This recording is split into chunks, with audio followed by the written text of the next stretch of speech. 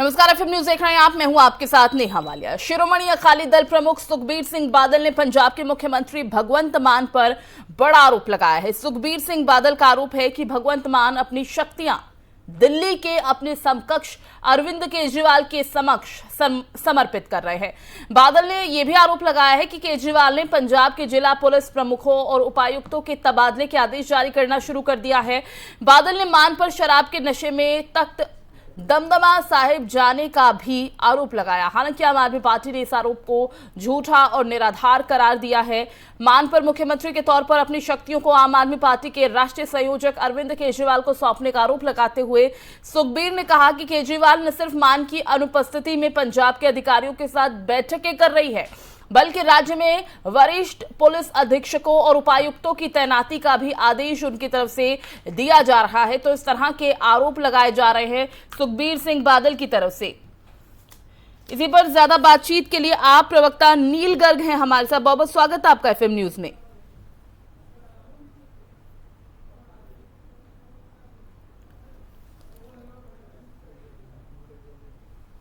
शायद आवाज पहुंच नहीं पा रही है उन तक, हमारी दोबारा एक बार जुड़ने की कोशिश करेंगे। लेकिन आपको बता दें कि आरोप ये लगाए जा रहे हैं कि आम आदमी पार्टी के संयोजक अरविंद केजरीवाल कहीं ना कहीं कंट्रोल कर रहे हैं भगवंत मान को, और उन्हीं के द्वारा पंजाब में काम हो रहा है, उन्हीं के इशारों पर पंजाब में फैसले लिए जा रहे हैं। वरिष्ठ पुलिस अधीक्षक हो या उपायुक्त हो, उनकी तैनाती की जा रही है। और साथ ही साथ ये भी आरोप लगाया गया है सुखबीर सिंह बादल की तरफ से कि भगवंत मान की एब्सेंस में मीटिंग्स हो रही हैं। तो इसी पर ज्यादा बातचीत के लिए आप प्रवक्ता नील गर्ग जी हैं हमारे साथ। एक बार फिर से बहुत बहुत स्वागत गर्ग साहब आपका एफएम न्यूज में। धन्यवाद नेहा मैडम। नील गर्ग जी, ये जो आरोप लगाए जा रहे हैं सुखबीर सिंह बादल की तरफ से कि इनडायरेक्टली कह लें या डायरेक्टली कह लें, अरविंद केजरीवाल कहीं ना कहीं जो पंजाब में काम हो रहा है उनके थ्रू हो रहा है, भगवंत मान निर्णय नहीं ले रहे हैं, अरविंद केजरीवाल काम करवा रहे हैं।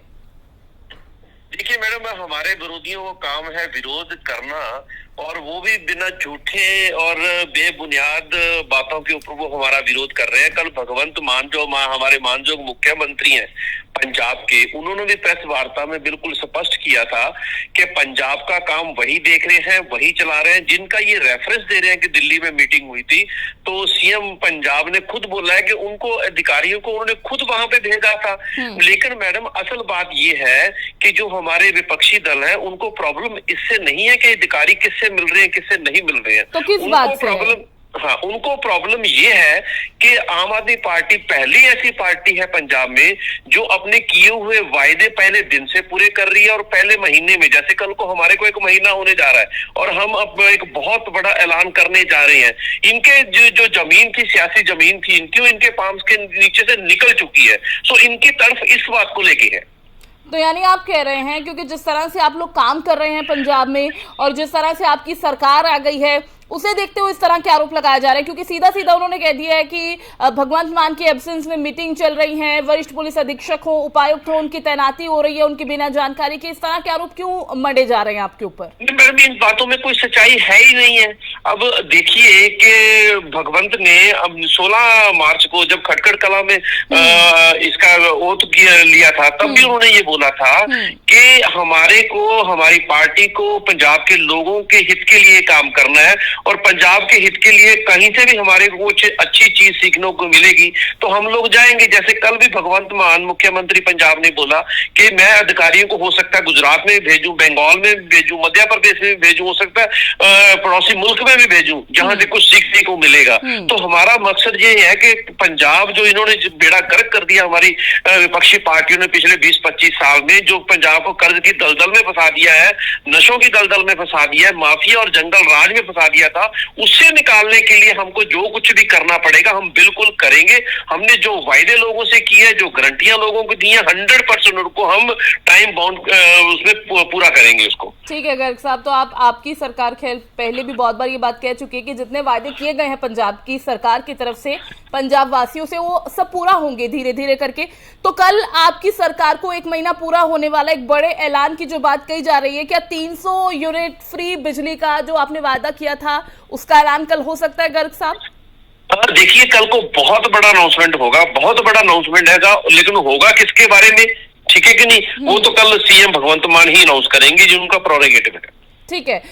ठीक है गर्ग साहब, आपने कहा कि ये जिस तरह के आरोप लगाए जा रहे हैं इसमें सच्चाई नहीं है। खैर ये भी है कि जहां पर आप लोग काम करने की कवायद आपने शुरू कर दी है, जनता ने भी भरोसा जताया, जनता को उम्मीद है, क्योंकि विकल्प उनके पास था नहीं, और अब विकल्प के तौर पर आम आदमी पार्टी जब उनके सामने आई है तो उन्होंने भरोसा जताया है। और उम्मीद हम भी यही करते हैं कि जिस तरह से जनता ने आपकी पार्टी पर भरोसा जताया है, आप उनके सभी उन वायदों पर खरा उतरे जो आपने किए हैं। और ऐसे में 1 महीना पूरा होने वाला है। गर्ग साहब, बहुत सारी चुनौतियां मान साहब के सामने रहने वाली हैं। आपको लगता है कि 1 महीने में जो सर्कमस्टांसेस बने हैं, अब आने वाला भविष्य कैसा होगा और किस तरह की रूपरेखा तैयार करने की जरूरत है, क्योंकि जब विपक्षी पार्टियां इस तरह से आप पर हमलावर हो रही हैं? देखिए नेहा मैडम, जब आपकी शुरुआत अच्छी होती है तो अंत भी अच्छा होता है। आपने देखा कि पहले दिन, ये पहली सरकार पंजाब के इतिहास में दर्ज होगी है जिस दिन सरकार कसम उठाती है, ओथ लेती है, उसी दिन उन्होंने पहला पेन चला दिया कि पंजाब में 25,000 नौकरियां हम नौजवानों को दे रहे हैं, जिनकी नोटिफिकेशन भी बहुत जल्दी होने वाली है। और दूसरी बड़ी बात, आपने देखा जिन बातों से लोगों को इरिटेशन होती थी कि एक तरफ तो जो एम्प्लॉइज हैं उनकी तो 2004 के बाद कोई पेंशन है नहीं है, लेकिन एमएलए और एमपी जो पंजाब के हैं, ये एक एमएलए कई की पेंशनें ले रहा है, लाखों पेंशनें ले रहा है, उनके ऊपर यानी कि एक एमएलए एक पेंशन का हम वो जारी करते हैं। उसके बाद भगत सिंह का जिस दिन शहीदी दिहाड़ा होता है उस दिन हम लोग एक एंटी करप्शन नंबर जारी करते हैं, जिसके ऊपर हजारों कंप्लेंट्स आती हैं, और उनको वेरिफिकेशन करने के बाद उसके ऊपर हम कार्रवाई कर रहे हैं। आप पंजाब के किसी भी डिपार्टमेंट में चले जाओ, आपको तकरीबन जो वो वाला करप्शन था वो खत्म होता हुआ नजर आ रहा है। आज पंजाब में माइनिंग माफिया के ऊपर नकेल कस ली गई है। अभी आपने एक परसों या तरसों एक चीज और देखी होगी, जो पिछली सरकार के वक्त में 1,27,643 जो लाभपात्री थे जिनको पेंशन जा रही थी, जो लोग ये दुनिया से रुखसत हो चुके हैं, उनके खातों से कैसे तकरीबन 28 करोड़ रुपया वो पंजाब सरकार ने वापस लिया है। कल जैसे ऐलान किया था धर्मसोत के बारे में मुख्यमंत्री ने कि हम लोग एक्शन लेने जा रहे हैं, जो दलित जो पोस्ट मैट्रिक वजीफा घोटाला हुआ था, स्कैम हुआ था, उसके ऊपर एक्शन लेने जा रहे हैं। जल्दी में उसके घोटालेबाज जो जेलों की सलाखों के पीछे होंगे। तो मेरा कहने का मतलब है, हर एंगल से यहाँ पे सबसे बड़ा जो प्रॉब्लम पंजाब का है, क्योंकि खजाने को लूट लिया गया है, पंजाब के रिसोर्सेज को लूट लिया गया था, उसको भरने के लिए माफिया की नकेल कसनी जरूरी थी, उसके ऊपर हमने काम शुरू कर दिया है। जैसे जैसे उसके ऊपर काम शुरू हो रहा है, जैसे जैसे हमारी इनकम बढ़ रही है, हम जो अपनी गारंटी थी, भले वो 300 यूनिट बिजली माफी की गारंटी हो, भले वो अच्छे स्कूलों की गारंटी हो, भले ही वो अच्छे अस्पतालों की गारंटी हो, भले ही महिलाओं को 1,000 रुपए प्रति महीना देने की बात हो, हम वो धीरे धीरे लागू करते जाएंगे। चलिए नील गर्ग साहब, 1 महीना कल पूरा होने वाला है पंजाब में आपकी सरकार को, और हमारी भी नजरें रहेंगी कि कौन सा बड़ा ऐलान कल करने वाले हैं मान साहब। बहुत शुक्रिया आपका हमारे साथ जुड़ने के लिए। तो आपको बता दें कि 1 महीने के अंदर कई बड़े फैसले लिए गए हैं। 25,000 नौकरी और एंटी करप्शन एक्शन लाइन जैसे कई अहम फैसले सरकार ने लिए हैं। और इसी के साथ भगवंत मान ने यह भी साफ कर दिया कि पंजाब सरकार के सभी फैसले वो खुद लेते हैं। भगवंत मान कहते हैं कि अच्छे काम के लिए कहीं भी जाने में दिक्कत नहीं होती, मैंने अधिकारियों को दिल्ली भेजा था और इसमें आखिर गलत क्या है, मैं उन्हें गुजरात भी भेज सकता हूं, तमिलनाडु भी भेज सकता हूं। तमिलनाडु के सीएम दिल्ली आए थे, हमें एक दूसरे से मिले, हम मुलाकात की और एक अच्छे मॉडल को हमें अपनाना है। लेकिन वहीं दूसरी तरफ सुखबीर बादल ने कई आरोप लगाए हैं मान सरकार पर।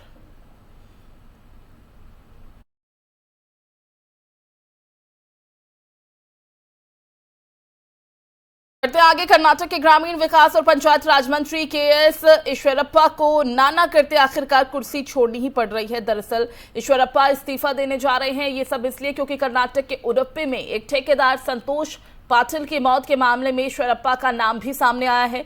ईश्वरप्पा के खिलाफ आत्महत्या के लिए उकसाने का आरोप है। ठेकेदार ने मंत्री और उनके करीबियों पर निर्माण कार्य के जो बदले 40% कमीशन मांगने का आरोप लगाया था।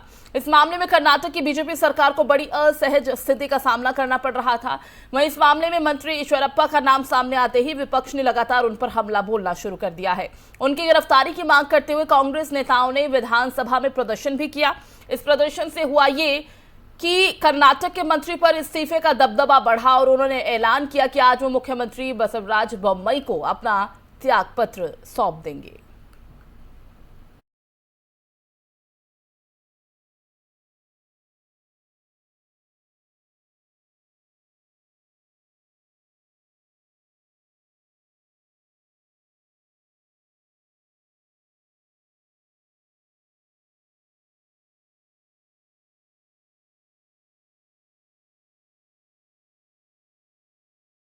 बढ़ते आगे, विदेश मंत्री एस जयशंकर अपनी अमेरिका यात्रा के दौरान डॉक्टर भीमराव अंबेडकर की 131वीं जयंती के मौके पर आयोजित कार्यक्रम में शामिल हुए। इसका आयोजन भारत के वाणिज्य दूतावास में किया गया था। इस दौरान उन्होंने कहा कि हमारे संविधान के शिल्पकार के तौर पर उन्होंने हमें जो विरासत दी है वो समय से ज्यादा और ज्यादा मूल्यवान हो गई है। उनका विजन और महत्वाकांक्षा वो ब्लूप्रिंट है जो आज हमारा मार्गदर्शन कर रहे हैं। एस जयशंकर ने अमेरिका में बिताए बाबा साहेब के दिनों का भी जिक्र किया। विदेश मंत्री जयशंकर ने कहा कि डॉक्टर भीमराव अंबेडकर के न्यूयॉर्क में बिताए वक्त का उन पर एक स्वतंत्रता सेनानी और राजनीतिक नेता के रूप में बहुत गहरा प्रभाव पड़ा है, लेकिन इन सबसे बढ़कर एक सामाजिक कार्यकर्ता के रूप में प्रभाव पड़ा जो अमेरिका के हित में सबसे अच्छा था।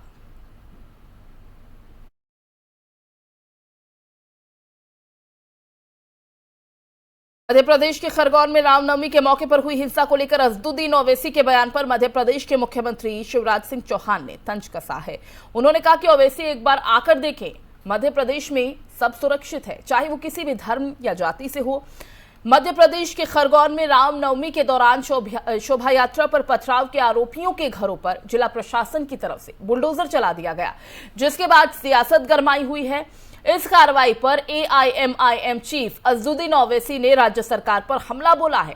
सवाल उठाते हुए कहा कि जज, ज्यूरी और सब आप ही हैं क्या जो बिना किसी नोटिस के किसी का घर गिरा देंगे। AIMIM चीफ ने शिवराज सरकार पर आरोप लगाया कि मुसलमानों को सामूहिक सजा दी जा रही है। वहीं मुख्यमंत्री शिवराज सिंह चौहान ने एक जनसभा को संबोधित करते हुए कहा कि ओवैसी साहब वहीं से चिल्ला रहे हैं, मध्य प्रदेश में ये हो रहा है, वो हो रहा है, आके तो देखें। उन्होंने कहा कि मेरा मध्य प्रदेश है, यहां सब सुरक्षित है, चाहे किसी भी जाति का हो, किसी भी धर्म का क्यों ना हो।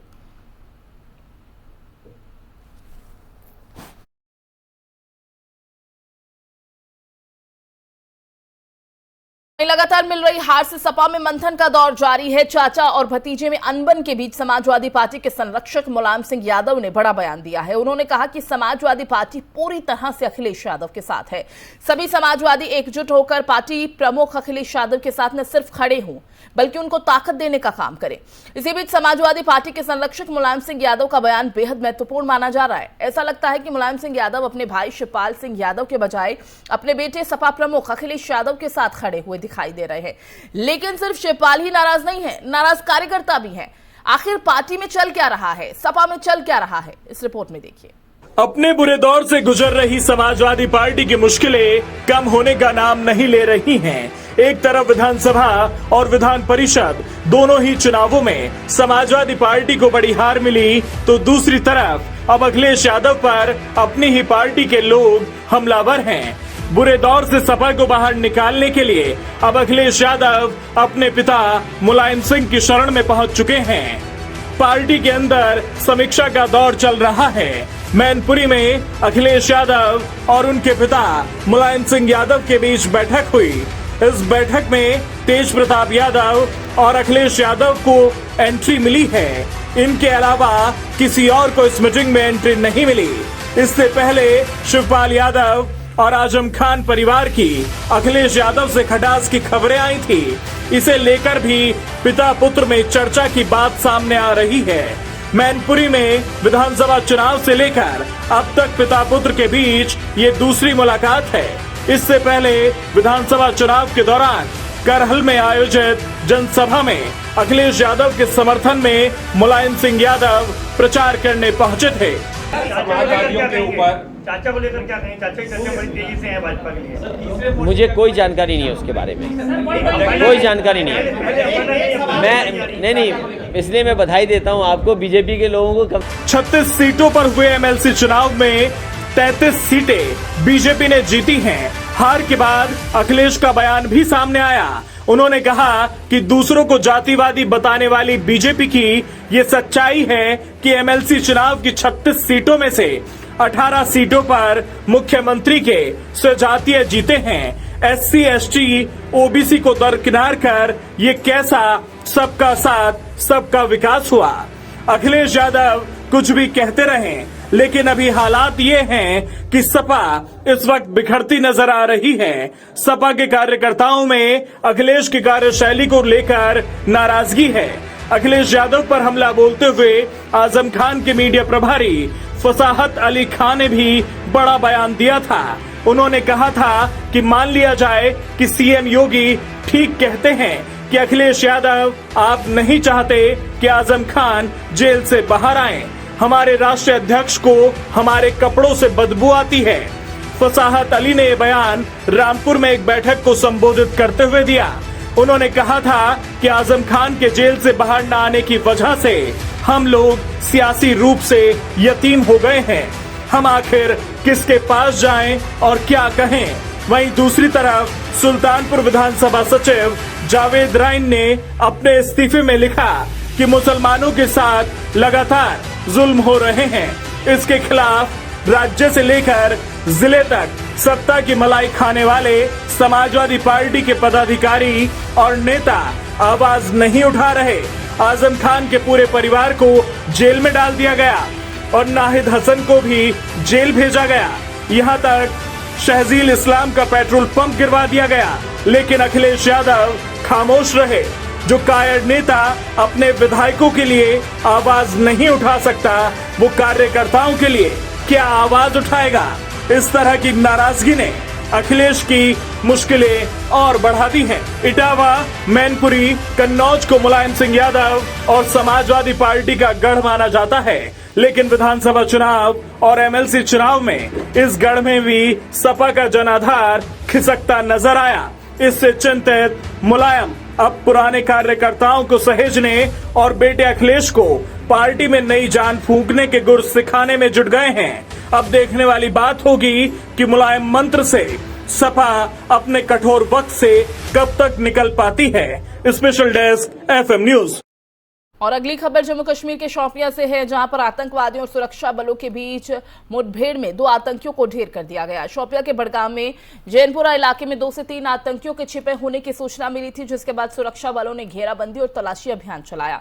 हालांकि इस मुठभेड़ से जुड़े एक अन्य हादसे में सेना के 2 जवान शहीद हो गए, वहीं 2 और जवानों के घायल होने की जानकारी मिली है। अधिकारियों ने कहा कि 44 RR चौगाम कैंप से सैनिकों को लेकर एक सुमो बड़गाम में मुठभेड़ स्थल की तरफ जा रही थी, जब चालक ने वाहन से अपना नियंत्रण खो दिया और वो सड़क से फिसल गया। हादसे में 4 जवान घायल हुए। घायलों को जिला अस्पताल शोपियां ले जाया गया, जहां 2 ने दम तोड़ दिया। उन्होंने बताया कि बाकी 2 घायल जवानों को श्रीनगर के 92 बेस आर्मी अस्पताल पहुंचाया गया।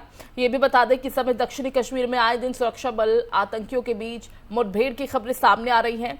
आतंकी सुरक्षा बलों के अलावा वादी में आम लोगों को भी निशाना बना रहे हैं। बुधवार 13 अप्रैल को आतंकियों ने एक स्थानीय ड्राइवर सतीश कुमार सिंह की गोली मारकर हत्या कर दी थी। ये भी बता दें कि हाल ही के दिनों में कश्मीर में आतंकी वारदात में इजाफा देखने को मिल रही है और सेना आतंकियों को लेकर लगातार सख्त रुख इख्तियार किए है। वहीं गुजरात, मध्य प्रदेश, बिहार, राजस्थान में रामनवमी के दौरान हुई हिंसा को लेकर AIMIM सांसद अजदुद्दीन ओवैसी ने सरकार पर निशाना साधा। उन्होंने इस तरह की हिंसा के लिए सीधे तौर पर राज्य सरकार को कटघरे में खड़ा किया है। क्या कुछ कह रहे हैं वो सुनवाते हैं आपको।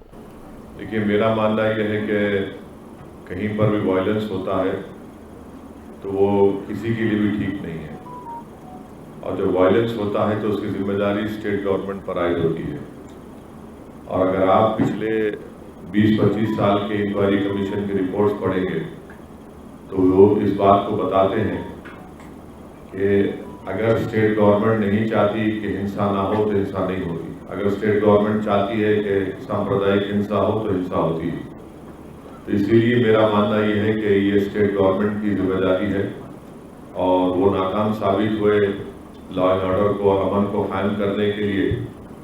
इसीलिए हम देखते हैं कि ये हिंसा हुई जो आप उसका कह रहे हैं, और हमारा मानना ये है कि जो हाथी हैं पूरी इंक्वायरी के साथ तहकीकात करके उनको गिरफ्तार किया जाए, एक्शन लिया जाए। मगर ये जो मीडिया में नैरेटिव आ रहा है कि हमेशा से ये बताया जाता है कि अल्पसंख्यक समाज मुसलमानी पत्थर फेंकता है, वही दोषी है, तो हम इस बात को नहीं मानते। ये trial by selective leak stories मत करिए। और अगर आपके पास कोई वीडियो एविडेंस है गुजरात में जो खंबाट में हुआ और मुख्तलिफ 2 मुकामात पर हुआ, तो आप बताइए। ये सेलेक्टिव लीक करके कि ये कॉन्स्पिरेसी की है, वैसा की पुरानी कहानियां हो चुके हैं, इसमें कोई सदा। मध्य प्रदेश में रामनवमी के दौरान हुई हिंसा को लेकर मध्य प्रदेश के बीजेपी अध्यक्ष वीडी शर्मा ने दिग्विजय सिंह पर करारा हमला बोला। क्या कुछ कहा उन्होंने, वो भी सुनवाते हैं आपको। ये बिल्कुल ठीक है कि जिस प्रकार से खरगोन की जो घटना हुई, एक साथ इस प्रकार से आगजनी होना, पत्थरबाजी होना, ये सुनियोजित षड्यंत्र था। और इसमें कहीं न कहीं मैंने पहले भी उल्लेख किया था कि इसमें कई प्रकार की ताकतें इन्वॉल्व हैं, पीएफआई से लेकर के और भी ऐसे जो ऑर्गेनाइजेशन हैं जो इस प्रकार की अस्थिरता लाना चाहते हैं, उनके द्वारा भी इनको संरक्षण, इनका संवर्धन और इनको हर प्रकार की फंडिंग करने का भी प्रयास हुआ है। ये वास्तव में बड़ी जांच का विषय है। और दिग्विजय सिंह जैसे जो लोग हैं वो हमेशा से यही करते आए हैं कि इस प्रकार की ताकतों के साथ खड़े होना, उनको ताकत देना, पॉलिटिकली ताकत देना और उनको अन्य प्रकार की चीजों में भी सहयोग करना, ये गंभीरता का विषय है। और मैंने तो कहा था कि इंटेलिजेंस एजेंसीज को इनकी जांच करनी चाहिए, कौन इन घटनाओं के पीछे है। मध्य प्रदेश जैसा राज्य जो बहुत ही अच्छे सौहार्द के साथ काम करने वाला राज्य है, शांतिपूर्वक जुलूस पर आक्रमण करना ही योजनाबद्ध तरीके से हुआ है। उसमें पीएफआई जैसे लोगों का भी महत्वपूर्ण भूमिका है, इनकी जांच होनी चाहिए। ये तो आपने देखा है कि पुलिस अधीक्षक ने भी घटना में जो घायल हुए हैं, जिनको गोली लगी है, यानी पुलिस पर आक्रमण, जनता पर आक्रमण, गरीबों पर आक्रमण, माताओं बहनों पर आक्रमण, ये सुनियोजित नहीं तो और क्या षड्यंत्र है, बड़ा षड्यंत्र है। इसलिए इसमें इस प्रकार के जो लोग हैं, मैं ऐसा मानता हूं कि इनकी जो महत्वपूर्ण भूमिका है और इस प्रकार के लोगों को किसी भी हालत में न बचना चाहिए, लेकिन इसकी जांच बहुत गंभीरता से हो। ये मैं इस पर बहुत गंभीरता से इस बात को कह रहा हूं। देखिए, शोभा यात्राएं तो निकलेंगी। इस बुलेटिन में फिलहाल बस इतना ही। बाकी खबरों के लिए आप देखते रहिए FM न्यूज। दीजिए इजाजत, नमस्कार।